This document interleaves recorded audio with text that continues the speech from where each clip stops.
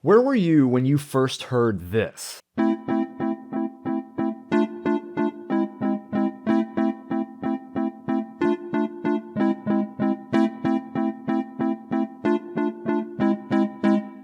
That is the beginning of Nobody Told Me About Id by Bobby Prince, which is one of the most recognizable and one of my favorite tracks in OG Doom for a number of reasons that we'll get into in a second. I remember I first heard this way back. I think I was maybe 10 or 11 playing the full version of Doom for the very first time, because we had the shareware version for the longest time, on my dad's computer in his office, like while he was at work, like, one afternoon when I had gotten back from school in the spring, I think. I was so enthralled with this track just from the iconic square lead sound, the panning from ear to ear with all the tracks, to the intensity that it brought for that level in E2M8, fighting the cyber demon for the first time and circle strafing and coinciding with those like ear to ear effects. So I don't know if that little part was intentional, but it definitely works out for this track really well. I would wager to say this is one of the most influential tracks from the original game, and it's in my top 5 for a number of reasons. One, it's fast. Doom 1's music is generally pretty upbeat. There are a few slow tracks, but there's something different about this one. Again, it goes back to that sense of urgency, I want to say, and it coupled with the fact that, you're in a boss fight in the original game, or, if you're playing Plutonia map 32, you're fighting, hundreds of monsters at once, but just that coupled with the simulated tempo change later on in the piece when the drums really kick in. This piece stays at a constant 120 beats per measure throughout, but it feels like it gets much faster once the drums pick up, which is really cool. 2, it's catchy. Bobby Prince picks some easily memorable rhythms here, sticks with them throughout the whole piece, and they work wonders for him. You have the iconic synth square lead sound, again, panning from left to right to left, ear to ear. You also have the thumping bass that, just comes blaring on in. It's a sawtooth sound, and it sounds a bit kind of like this. About something like that. So you have the the square sound, you have the sawtooth sound, acting as the bass, and later on you have the drums, which don't come in until a little later, but once they finally get going, that's when the track really takes off. Third reason is that it actually changes keys multiple times. If you listen to it all the way through, we start off in the key of A minor, of course, and then within that A minor key, we have the changes in chords. We go from ba ba ba ba ba ba. So we have A minor, D minor, and then C augmented. So it's not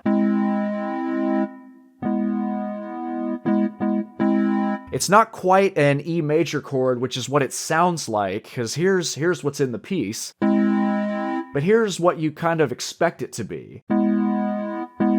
Can you hear the difference there? It sounds more resolved if it's an E major chord, but it's not. It's C augmented, which lends to that feeling of tension. Like it wants to resolve so badly, but it just can't. And so it kind of leaves you hanging until we resolve back to A minor. So yeah, it doesn't quite get back up to A minor until that whole rhythm repeats itself in the next measure. And so you also have, and this is just a great way to avoid a repetitiveness shifting from 2 keys, because you go from A minor, but then remember you also go to C minor.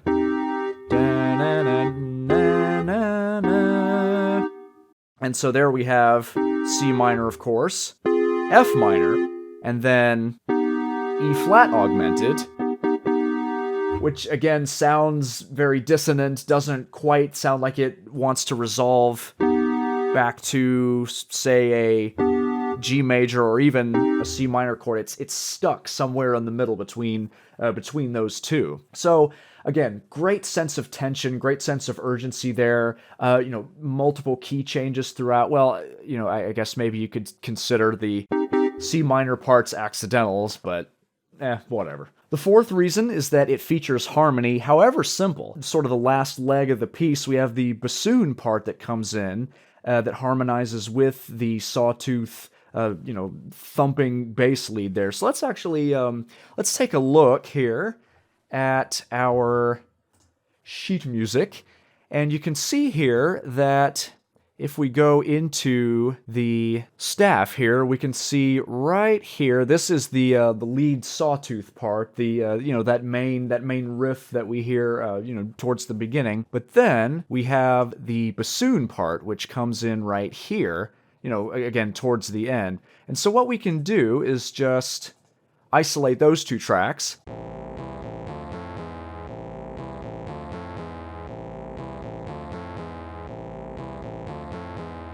And so that having that harmony in there adds an extra sense. It adds another layer to the track to help it kind of move along and avoid being too repetitive. And the fifth and final reason why this track is so great is because it's been covered a number of times by various artists in the Doom community.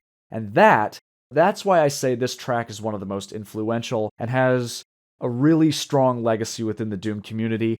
And so we're going to explore those covers and remixes by those community members in this video. Now, since we're covering multiple tracks here, this video is not going to go as in-depth as a Within the MIDI video would. If you want a deep dive into individual MIDI tracks like that, you can find those in the link below or up in the corner there. This video is really going to cover what makes each of these covers and remixes so unique. So some of my favorite things mixed in with other things that make each of these tracks so great. But again, without going into too much detail. So let's go ahead and get started with the first of our covers here. We have Nobody Told Me About Plutonia by James Paddock. This one's actually really cool. It's kind of I like to think of this one as sort of a 90s like dance remix of the original track. This one appeared in Plutonia 2, Map 32,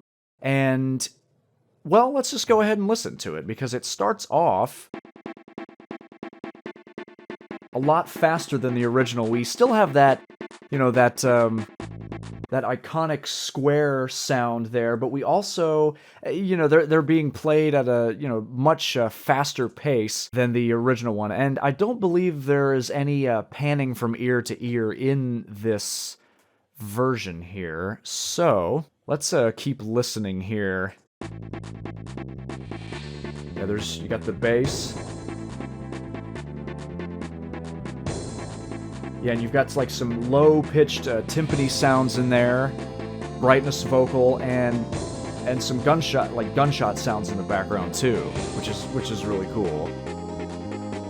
One of the more subtle things about this one is the change in chords in the synth strings section that kind of just provide the backing chords here. We don't really have. They're a little bit different than the original. And if we isolate just that track, let's have a listen here. Yeah, we don't have.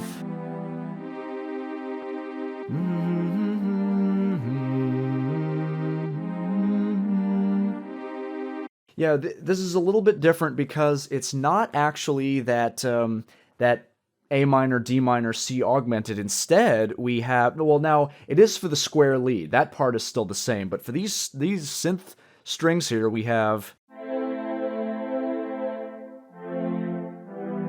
A minor followed by F major and then E minor. So there's not as much of a feeling of tension here, but combine this with all the rest of the instruments, playing together, you don't really notice that there's a difference in chords there, but it helps contribute to that feeling of tension in a different way. So let's keep listening to this thing. I want to get into, let's go right about, let's see here, And I want to listen to the brightness vocal effect real quick.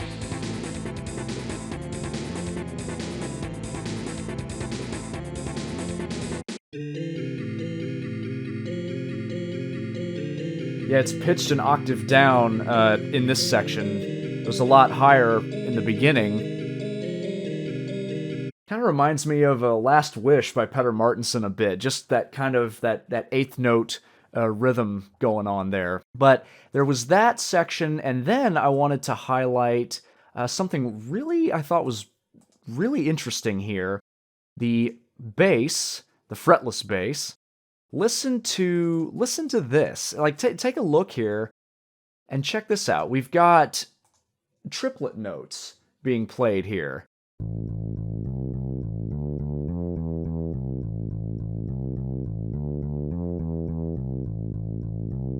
Which sounds kind of weird when you isolate it just by itself. The same thing goes with the trumpet that harmonizes right here.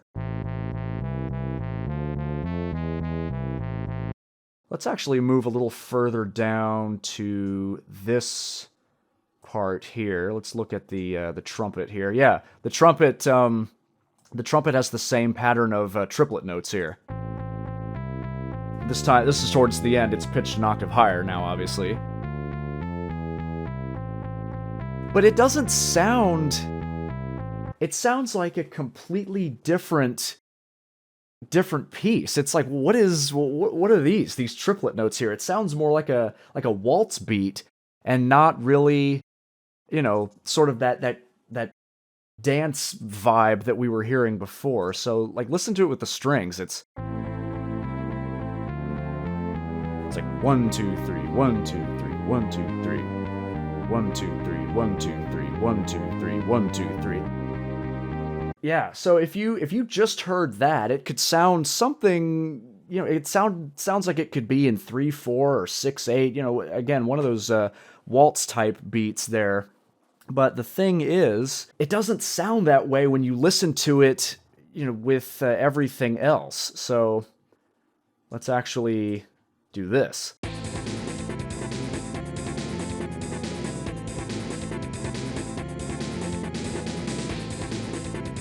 Yeah, it's like...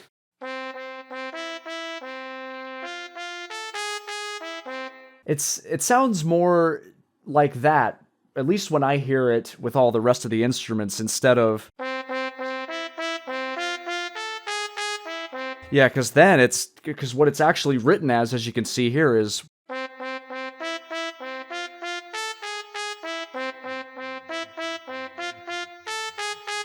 Anyhow, those are some of the things that stand out to me the most about this particular track. Let's go ahead and dive into our next one here. I Already Know About Id by John Primeval Weekly. So this one here first appeared in the Plutonia Revisited Community Project in 2011, and also appeared in Ultimate Doom in name only more recently in 2023. So this one is pretty close to the original in terms of the overall sound and the types of instruments used. So the square lead again is very prominent here, because again it's just the iconic sound to this track. So if we take a look here,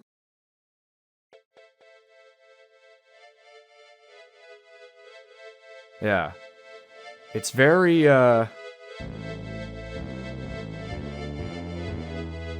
it's like gradually getting louder and louder, and it's pitched an octave higher than the original, which is pretty cool. Our main riff comes to us in the form of the polysynth and chiff instruments, pad 3 and lead 4 here in our MIDI sheet music.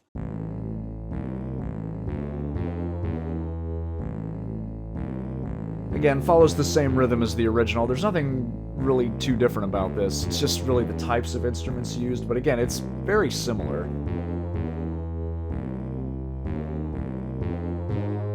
And you get the idea. It just, sort of repeats itself as per usual. What I wanted to bring up about the square parts here, if we isolate those, what we've got here is actually 3 separate tracks for for this instrument here. And basically, as you can see here, each track comes in at a different time. So you have sort of the center track that comes in first, followed by the left ear, and then the right ear. And that sounds kind of like this.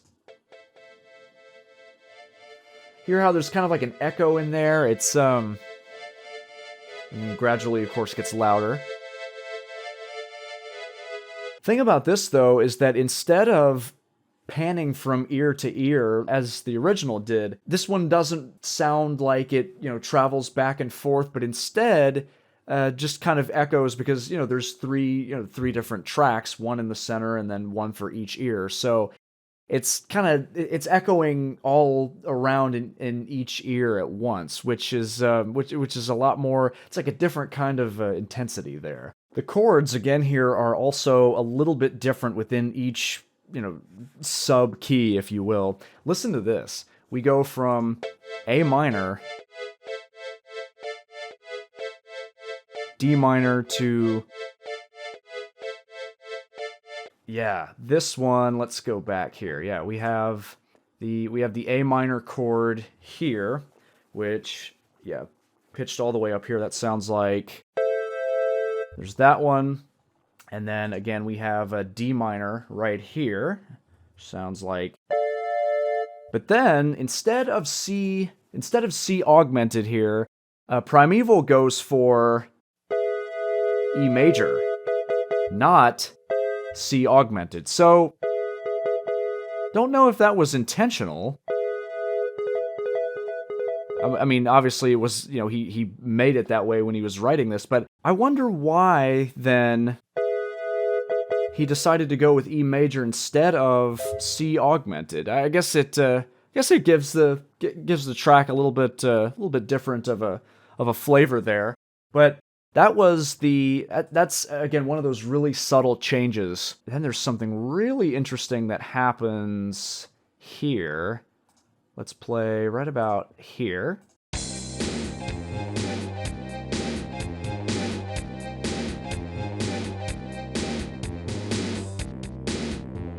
The square lead just disappears. Like, look. And all we have here after that is just the drums and chiff harmony here. Because if we can move this along a little bit. And you get, again, like more harmony with the second chiff track. But you can't really hear it that well, though.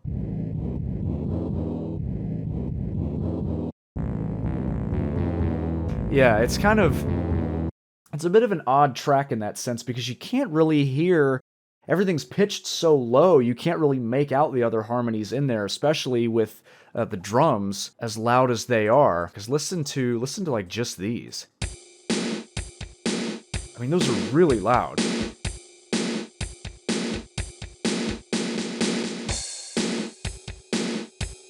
Yeah, and then the square lead doesn't come back in until pretty much the very end here. If we just play this out. I wonder yeah. And then the track just loops from there, but it makes me wonder if that was intentional or maybe because when I first heard this playing PRCP, I thought, oh, maybe like my MIDI playback software just couldn't handle the track or something, and then it just cut out the square sound. But no, I mean there doesn't appear to be any notes in that part, so maybe it was intentional. I don't know. We'll get back to Primeval a little later when we revisit his work in Unholy Realms, but for now, let's move on to Bucket's version of this track called Plunge Saw from the Plutonia MIDI pack.